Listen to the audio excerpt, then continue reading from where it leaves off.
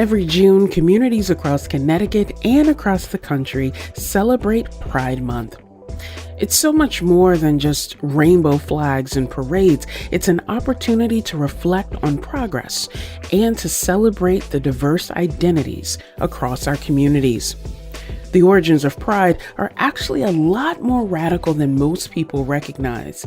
The very first Pride began as a riot. In the summer of 1969 in New York City, in a gay bar in Greenwich Village, the Stonewall Inn, LGBT people fought back after a fairly routine police raid, and riots ensued over the course of the next week. And the reason we generally celebrate Pride in June, and especially the last week of June, is to commemorate the Stonewall riots. The fight for LGBTQ+ rights dates back much further, in fact, decades before the Stonewall Uprising. In 1924, the Society for Human Rights became the very first American gay rights organization. Unfortunately, after its founding, the society disbanded due to political pressure. It would take more than 4 decades before the modern gay liberation movement emerged. This is Disrupted. I'm Kalila Brown-Dean. This hour, we're listening to some of our favorite segments from our archive. It'll teach us about the past and present of LGBTQ+ rights. Later in the show, we'll hear an update on LGBTQ+ legislation and a discussion about trans joy. But first, we learn a little about the history of the movement. Marc Stein is the Jamie and Phyllis Pasker Professor of History at San Francisco State University. He's director of the Out History website and co-editor of Queer Past. It's a digital history project. When I spoke with Marc last year, I asked him to talk about the role of trans people of color like Marsha P. Johnson and Sylvia Rivera. What was their role during Stonewall and the burgeoning LGBTQ+ rights movement of the time? Well, the movement that had begun to develop in the 1950s and 60s included diverse politics. So there was a probably predominant homophile movement that was mostly white, mostly male, and critical of trans people and issues, in part for strategic reasons, the fear that might undermine what was commonly perceived as the priority for the movement, which was gay and lesbian rights. But there were also other factions in the movement in the 50s and 60s that were supportive of trans rights, trans liberation, where trans issues were foregrounded. I've documented a sit-in in a restaurant in Philadelphia at Dewey's in the mid-1960s that focused on trans people. There's the Compton's cafeteria riot in San Francisco, another episode. There's another demonstration in Los Angeles by female impersonator Sir Lady Java, who was African-American and had been terminated from her job. So that earlier movement was divided on these issues. Stonewall was a moment, I would say, when the disenfranchised within the LGBT movement really came to the fore.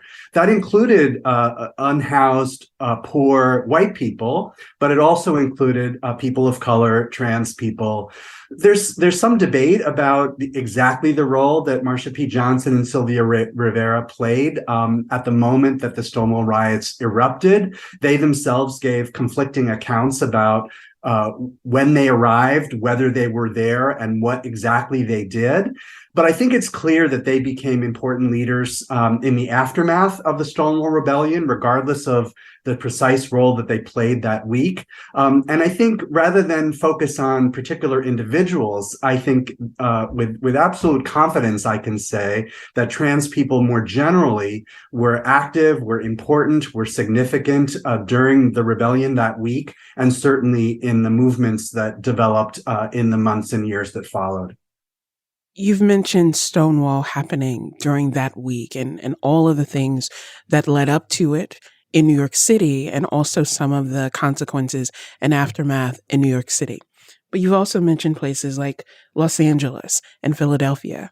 And I think it speaks, Mark, to our need to understand these broader movements that were happening, these broader acts of resistance and rebellion were happening, so that we get away from the idea that Stonewall was the start of a movement, as opposed to being a very important moment or experience in a broader movement that was happening. How important is it for us to understand that broader context so that we don't reduce the sense of agency and engagement to a singular event, but really see it as being a part of community saying, enough, no longer will we be subjected to this harm? Right. Well, I recently completed a study with a group of my students that documented more than 600 LGBT direct action protests, demonstrations, sit-ins, and riots nationally from 1965 to 1973. And yet we, of course, focus on the Stonewall Rebellion, maybe a dozen or so other protests that occurred in that period. But I'm hoping the study will encourage greater investigation of all of these other episodes. Your listeners may be particularly interested in several that occurred in Connecticut in the aftermath of Stonewall that perhaps we can talk about. But right, when I completed my book on the Stonewall riots documentary history, I decided to situate that moment and that specific location in the larger story of what was happening nationally from 1965 to 1973. So I would say there were 6 cities where there were quite a large number of LGBT protests, but these kinds of protests occurred in a couple dozen states and in several dozen cities. So it was really a more national groundswell. And if I could share just one anecdote, I love this media story about Stonewall that appeared in California. Protests had really increased in number and media visibility in San Francisco in April 1969, 2 months before Stonewall, especially focused on the firing of an openly gay worker at State's steamship company. So that was an instance of employment discrimination rather than police harassment of a gay bar. And daily demonstrations ensued. A new organization formed, a Committee for Homosexual Freedom. And one report in California on the Stonewall riots congratulated the New York City protesters for joining the revolution. And I really like and appreciate that word joining, because from their perspective, New Yorkers were coming around to what had begun developing elsewhere.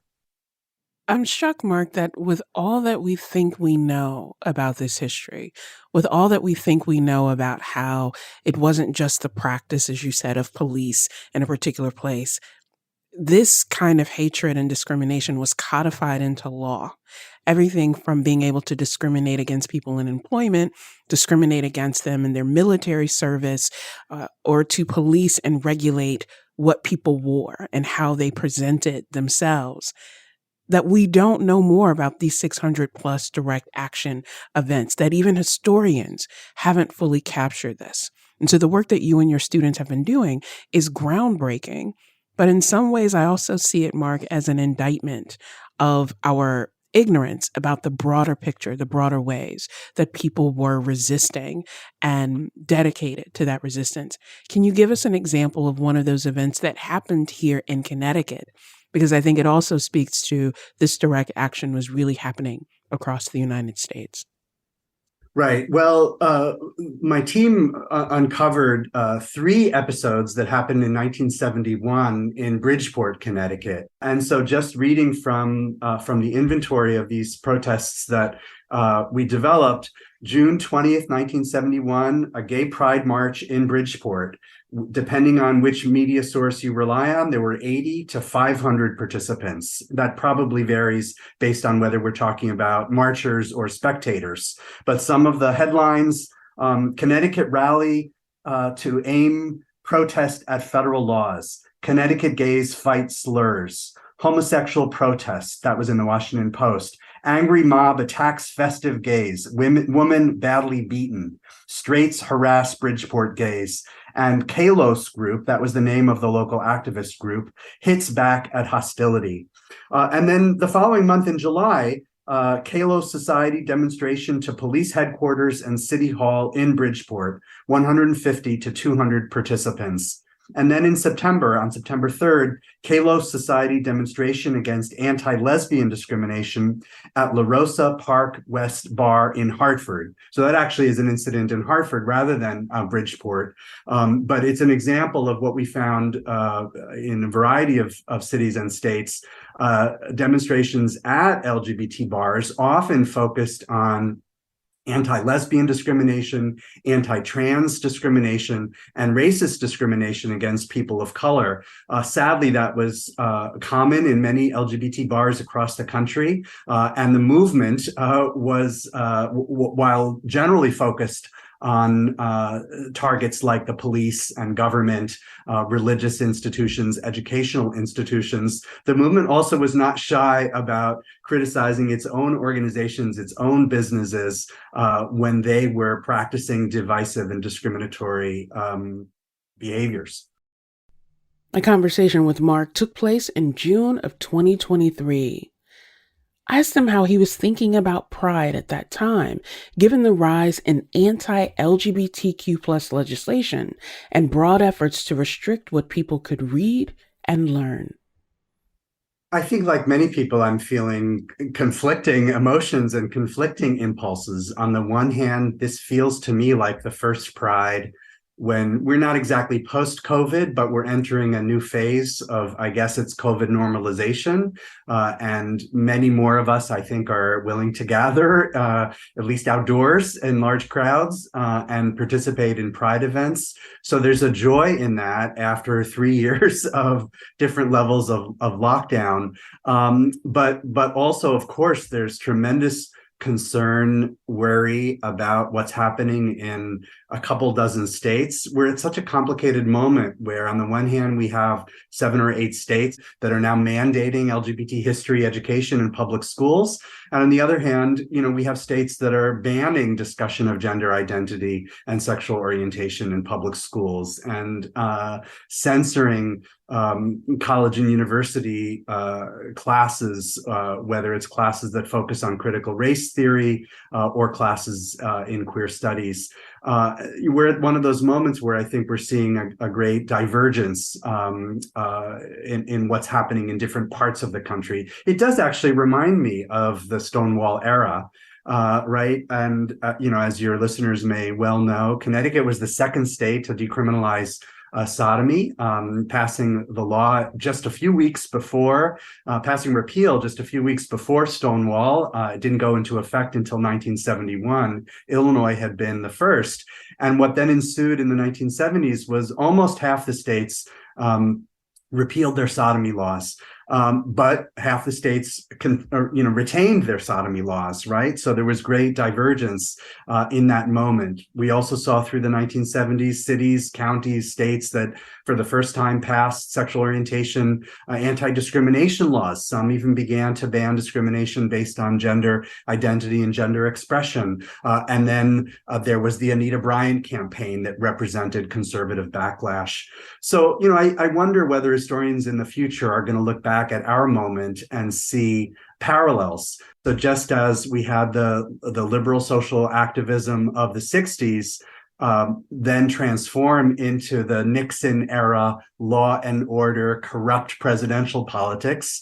Similarly, we had the Obama era with various kinds of reforms, followed by a corrupt, authoritarian law and order president who was willing to use social issues, moral issues, racist politics to gain popular support. So so there are interesting parallels there. And I think that only time will tell whether we're going to see the kind of uprising that occurred at Stonewall in our current moment if the conservative backlash continues. One of the most amazing things for me, Marc, and I know it is for you too, about working with young people on college campuses is their sense of resistance, their commitment to change, and their unwillingness to accept what is just because it's what has always been. And so as you think about the future going forward, what we may see, I think that does give us a sense of hope about what's possible. Marc Stein is the Jamie and Phyllis Pasker Professor of History at San Francisco State University. He's also director of the Out History website and the co-editor of Queer Pass. Marc, thank you so much for joining us. Thanks so much for having me. Coming up, we'll learn about some of the latest policies that impact LGBTQ plus people in the United States. Trans Americans right now are experiencing a lot of fear due to the political rhetoric. We'll also talk about trans joy. For the last 10 years, I got to be me. I got to be the real me. And I'm not that much different from who I was, but I'm unshackled. I'm free. This is Disrupted. We'll be right back.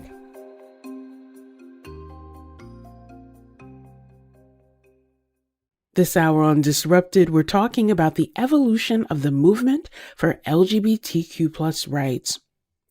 Building a movement requires building community, and building community requires dedicated space to foster connection.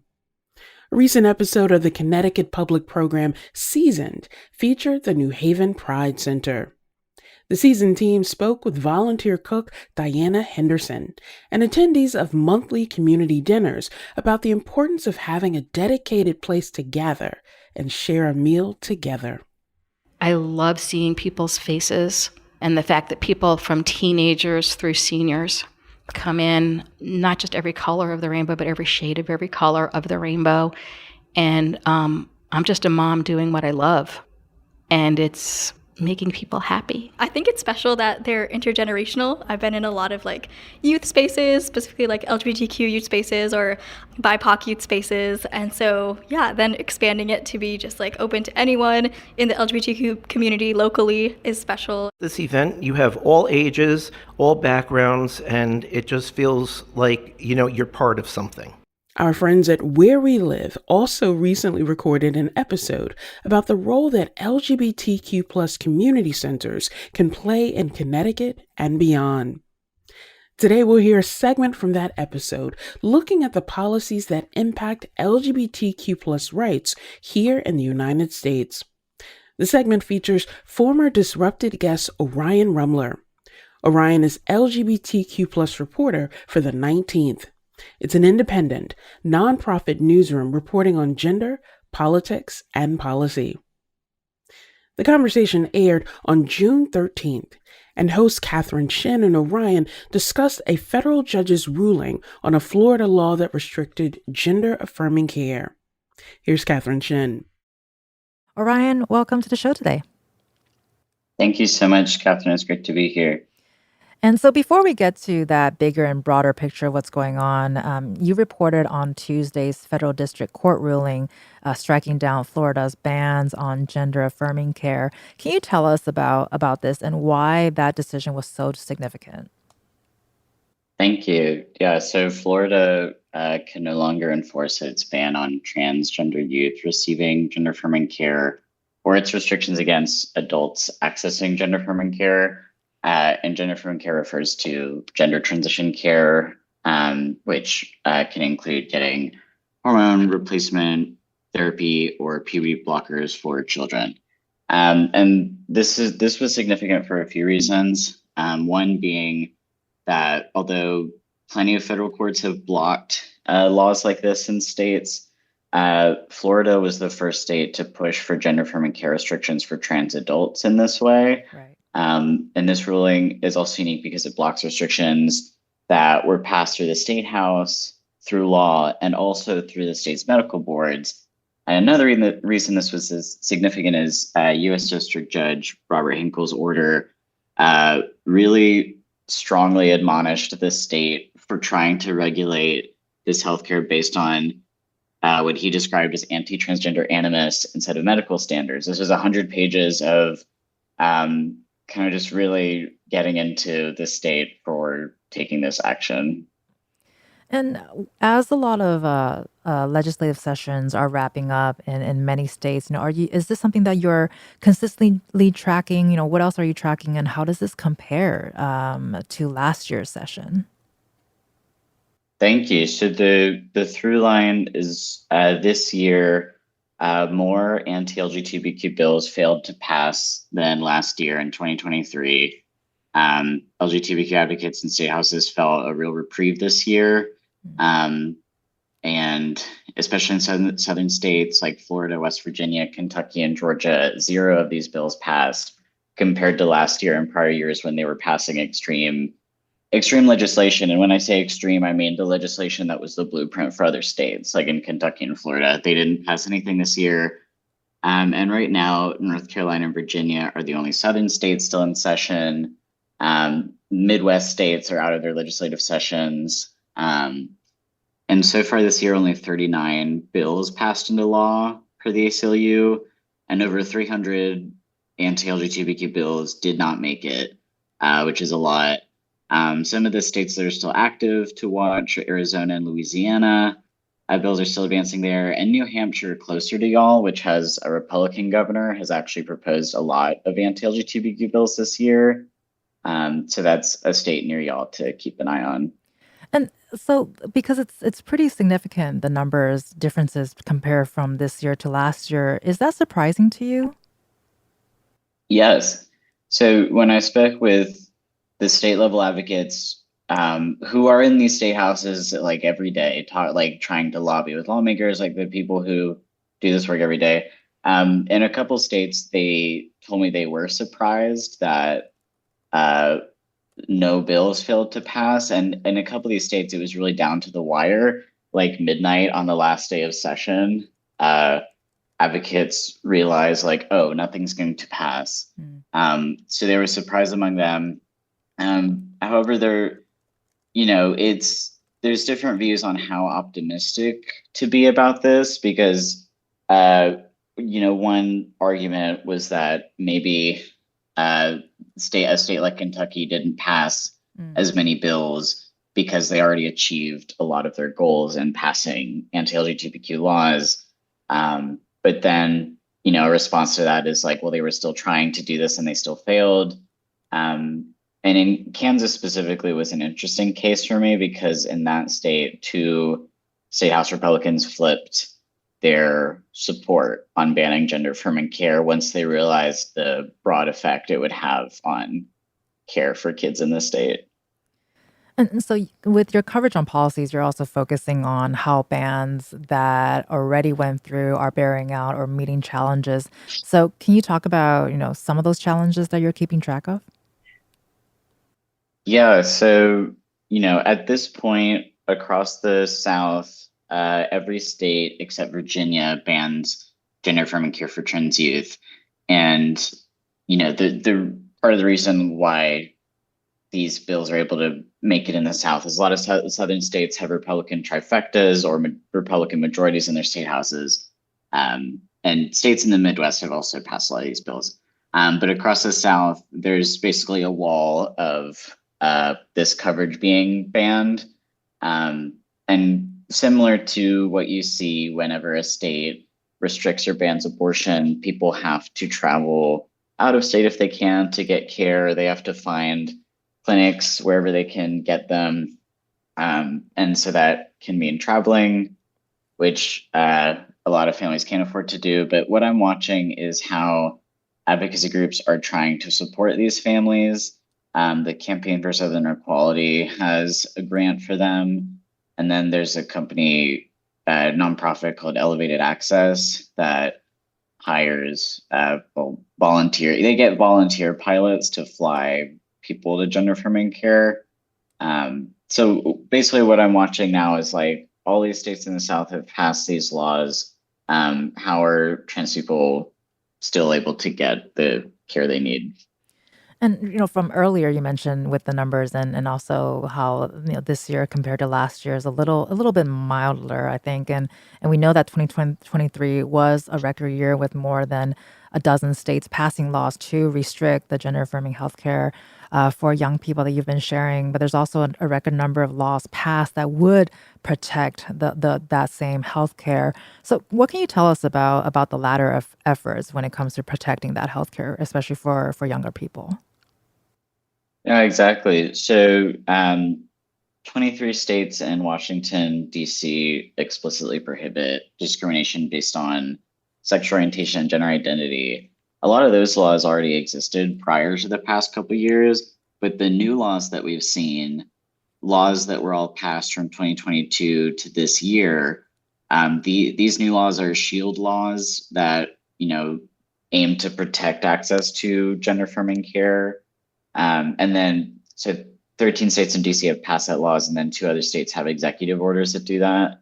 And Maine and Maryland are the latest states who took that action. So yeah, that's in the past couple of years. A lot of states have stepped up to say we want to shield gender affirming care, and then some states say like they want to be a refuge for trans and gender affirming care, for trans people and gender affirming care. The other side of that is, also like how we can see with state abortion access, it can be easy for gender affirming care clinics and hospitals that provide this kind of care to get overwhelmed whenever people come out of state to get this care.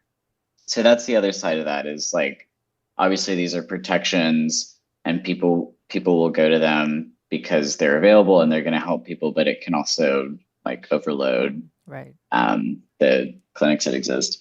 Well, and then on talking about protections, we also know that the Biden administration recently enacted federal protections for LGBTQ Americans in the healthcare setting as well. Can you tell us about that?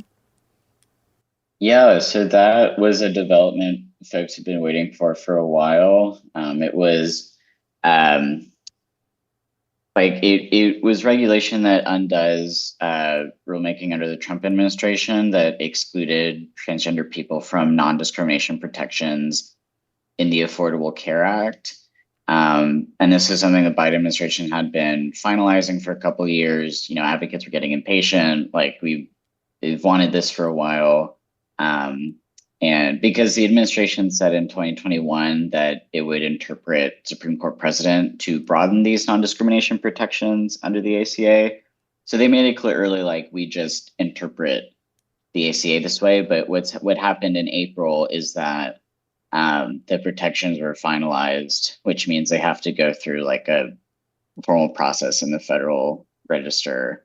But basically the new rules prohibit discrimination by doctors, Medicaid, and health insurance for LGBTQ people. How do you see Connecticut or New England in general in this larger conversation? Are there any specific policies or proposals you might note, or is it, how comparable is it with what's happening in other states in terms of Connecticut? Right. So for y'all's neighborhood in New England, New Hampshire was the state that really stood out as, Rhode Island also proposed bills to ban school sports participation and gender affirming care bans. And those bills in Rhode Island are still advancing, but they have a Democratic governor. And when you have a Democratic governor, you can expect a veto on these bills. New Hampshire is unique in y'all's neck of the woods because they have a Republican governor, and so those bills have a potential to pass if they got through the state house. Right. For Connecticut, Connecticut is one of the states that I believe has a shield law. Connecticut passed a shield law in 2022, and the shield law refers to a bill to protect gender affirming care. So that's something y'all did pretty early on in 2022. Right, and we've got about a minute left here, but we'd love to get some final thoughts from you, as you continue to cover this. Anything top of mind that you would hope our listeners can take from this conversation today? Yeah, for something that stood out to me in my reporting is that trans Americans right now are experiencing a lot of fear due to the political rhetoric that has just really increased over the past couple of years. Like Data for Progress polling shows that trans Americans are afraid of holding hands in public, using a public bathroom, getting a new doctor. Like, trans people are afraid right now, but from what state level LGBTQ advocates are saying, like, they are seeing a reprieve. And so I hope that can maybe speak to the fear that trans Americans are feeling, is that not as many bills passed this year. You've been listening to Orion Rummler, who's a LGBTQ plus reporter for the 19th. Thank you so much, Orion, for being with us this morning. Thank you so much, Catherine. I really appreciate it. You just heard a segment from Where We Live, hosted by Catherine Shen. Coming up, writer Dawn Ennis talks about the importance of trans joy. It's sometimes the little things, like somebody calling you miss or ma'am, somebody calling you sir, somebody getting your pronouns right. This is Disrupted. Stay with us.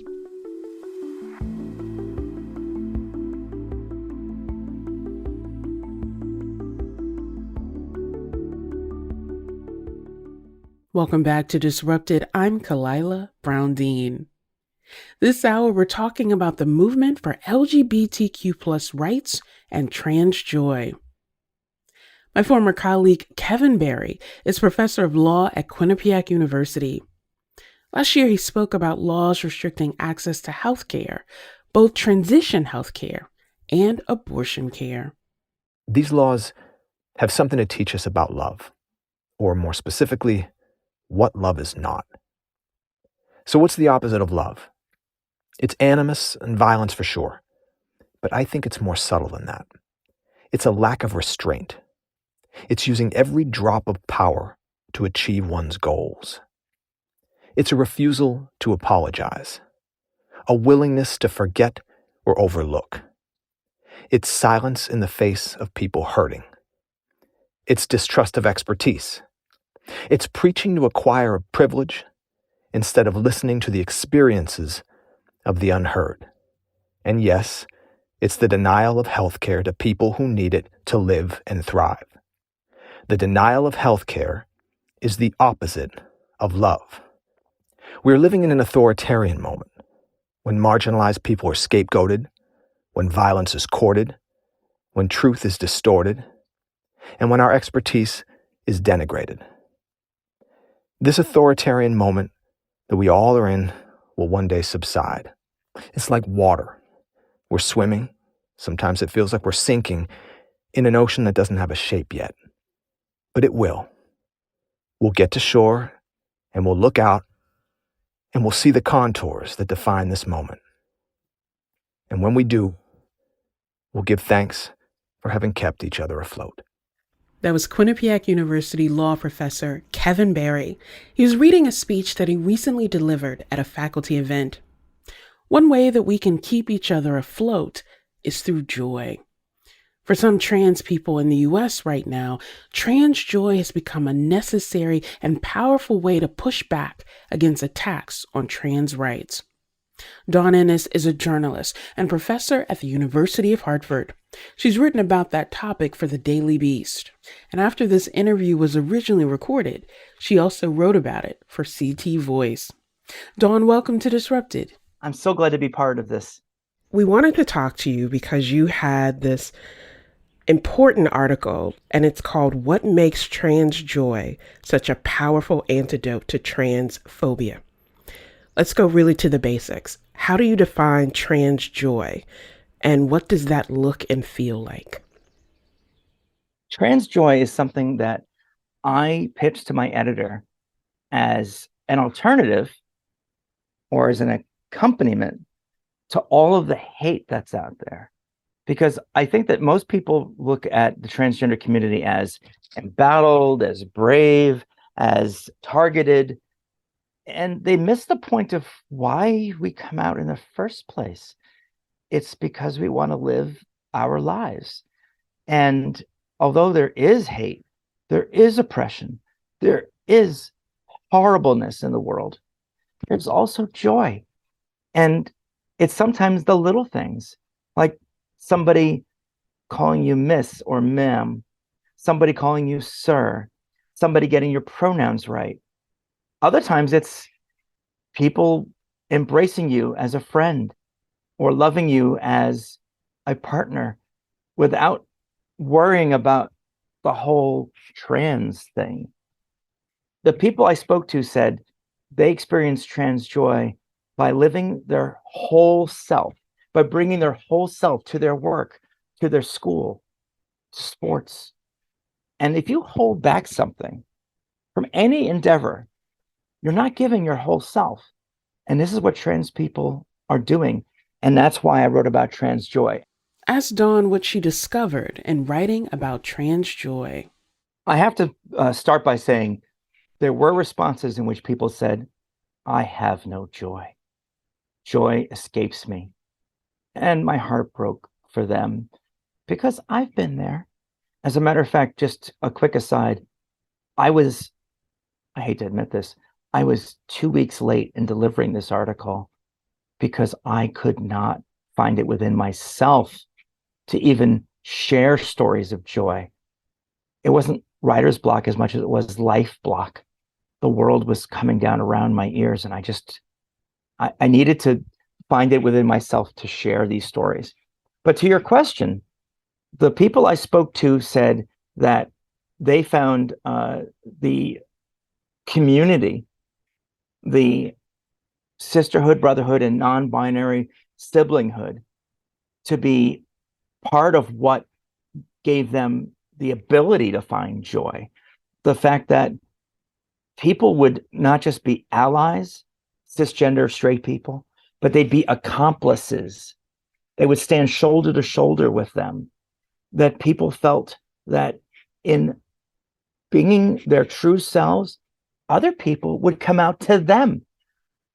A trans person comes out not just once, but almost every day of their life. And sometimes people who are not gay or lesbian or queer or people who are cisgender, they sometimes say, you know what? Your courage and your strength gave me the ability to tell you about my secret, but my closet, alcoholism, gambling, not being able to have children. There are so many things that we keep to ourselves that when a trans person reveals themselves, it brings us joy to know that other people see our self-reflection and turn it around for themselves. We also, Dawn, live in an environment, a country, and a culture where people are often left to feel like they have to defend who they are, or they have to justify who they are. And I wonder if you see joy as really a practice of freedom, a practice of liberation from that kind of stigma that other people impose, but also allowing people to define for themselves what brings them joy and that they're entitled to that. Is that a part of what you write about it and really part of what you do in your work in communicating these important stories? I think that the first part is very true, that joy is freedom. Right now in America, there are states where a woman like me can't use a public bathroom. We can't see a doctor to get health care that's specific to our transgender identity. We are treated as other. And what joy is the opposite of not just sadness or anger, but restrictions. Joy is freedom. And what joy brings in terms of freedom is the ability to spread joy. Wouldn't you like to know people who are happy with themselves? Wouldn't you be a better person if you were surrounded by people who have a positive outlook on themselves and on life? I think that trans people are the most introspective people on the planet. To our detriment, sometimes we do a lot of navel gazing, but it's because we're trying to explore ourselves and what it means to be ourselves. And I think that the thing that's missing from the whole dialogue about trans people is that so many people don't know a trans person, or they only see people on TV or on TikTok or on Instagram. I'm not Dylan. I'm not Caitlin. I'm not Laverne. I'm not any of those famous trans people. I'm just another mom. I'm just another woman. I'm just trying to get by, just like everybody else. And although my name has been in the news with bylines and things, I am just one person who wants to be seen the way everyone else wants to be seen, as themselves. I shared recently a piece of my work, and someone commented, "Oh, it's that transgender freak who's grooming children." And this person doesn't know me. I don't think that they could possibly say that if they knew me. And what bothers me most is that nobody stood up to say, "Hey, don't do that." That's the absence of joy, is when other people don't act as allies or accomplices. For me, I got a thick skin. I have to. But for the average trans person, when they're called these names, it can be debilitating. It can be hard just to get up out of bed in the morning. We are at a time in this country, and really the world, where hate, where disrespect and the sort of dehumanizing approach to trans people is leading to violence, and transphobia is manifesting in real ways that impact not just people today, but I worry for years and generations to come. Connect the two for us about how trans joy, the way that you describe it, the way that the people that you talk to experience, how is trans joy the antidote or pushback against that transphobia that gives a very narrow picture of people as people? What trans joy does is it robs the bully, it robs the bigot of their narrative, because they think that we are grooming children, that we are cheating at sports, that we are castrating or cutting off healthy material of our bodies. These are all the things that people say, when in fact, trans athletes don't always win. I am not doing anything in the bathroom that you're not doing, as far as using the facilities, washing my hands, checking my hair and makeup, and then scooting out. I'm not trying to have special rights. I just want human rights. The Supreme Court gave me the right to not be fired for who I am.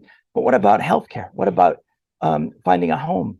What about not being discriminated in society? So the antidote is living our truth, being just an average, regular person experiencing life and being happy about it.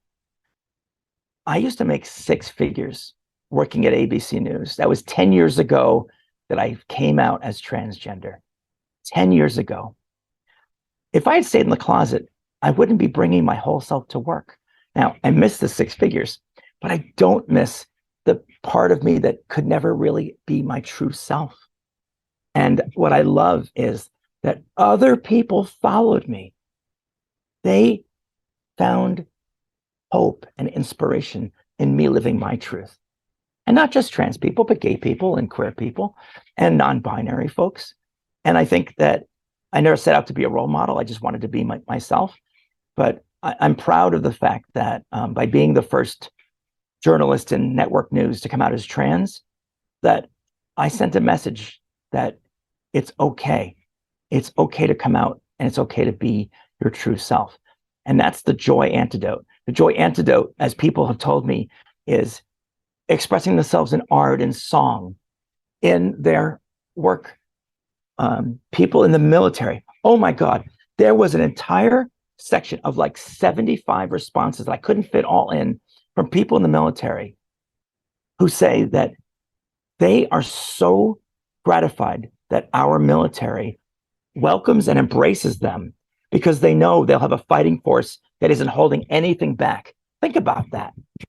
Think about what if every occupation looked at trans people the way the military does and saying, be all you can be. And be who you are in doing that. Stop pretending to be someone you're not. Hey, I could win an Oscar for my performance as a man.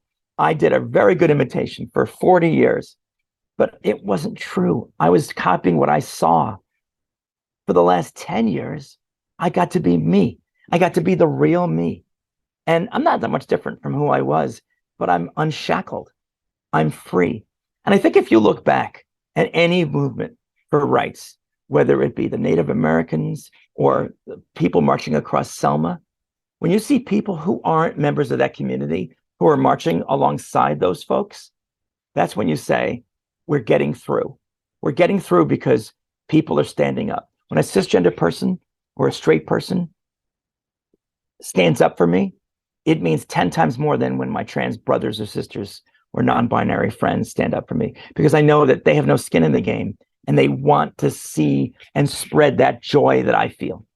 You've mentioned, Dawn, a couple of things about what it means to have not just allies, but co-conspirators who are willing to stand shoulder to shoulder. There will be people listening to this conversation who say, I don't quite understand all of the points of it. I may not understand the difference of pronouns, or I may not understand what cisgendered means versus non-binary. But what I do understand is that everyone is entitled to joy. What do you say to people who are at that stage of, I don't understand it, but I want to do something? How can we stand shoulder to shoulder with people to affirm joy as a birthright and, as you said, an act of freedom? I love this question. I have 3 answers for you. The first is, if you hear a joke or a insult that you know is transphobic, call it out, speak up, say, hey, that's not cool, not cool. Second, my social media handle is Life After Dawn. Connect with me. I'll introduce you to other people. I'd love to get to know you. I'd love you to get to know me. And here's the third thing. Can I ask you, are you righty or lefty? Right. If all your life you had been writing with your left hand, what would that look like? Be very difficult. It'd be difficult. It would be sloppy, right? It wouldn't feel authentic. Well, my friend, activist Hannah Simpson says, if I came along and said, no, try using your right hand to write, you'd be like, oh my goodness, this is how it's supposed to be. I feel affirmed now. That's what transgender identity is. It's very similar to handedness. And when people stop forcing lefties to write with their right hand and let them be lefties, there was a giant trend about 100 years ago in left-handedness. Was it because people decided to become left-handed? No, it was because society gave them permission to be who they are. Trans is pretty much the same thing. It's a little different, but I hope people can relate to that expression, that just be who you are. Don't hold back. And if I can just say, I get that it's hard. And I'm not asking everyone to march or to stand up and hold picket signs. I'm only asking you to accept. Accept that I live my life, you live your life. If you don't approve, don't transition, okay? Stay how you are. But what is the point in hating? What is the point in oppressing? What will happen if I lose my rights? We've already lost reproductive rights. What's next? Are they going to come for you next? You have to think about it, because there is a movement in this country to restrict rights. And if my rights are gone, how secure are you that your rights won't be next? Dawn Ennis is a journalist and professor at the University of Hartford. Dawn, thank you so much. It was a pleasure. Thank you. You can find links to Dawn's articles on our webpage. Disrupted is produced by Kevin Chang Barnum, Wayne Edwards, Robin Doyon-Aiken, Meg Dalton, and Katie Pellico. You can listen to all the previous episodes of Disrupted by finding us wherever you get your podcasts. Just search for Disrupted and Connecticut Public. And if you love an episode, be sure to leave us a comment and let us know why. I'm Kalila Brown-Dean. Here's to more joy.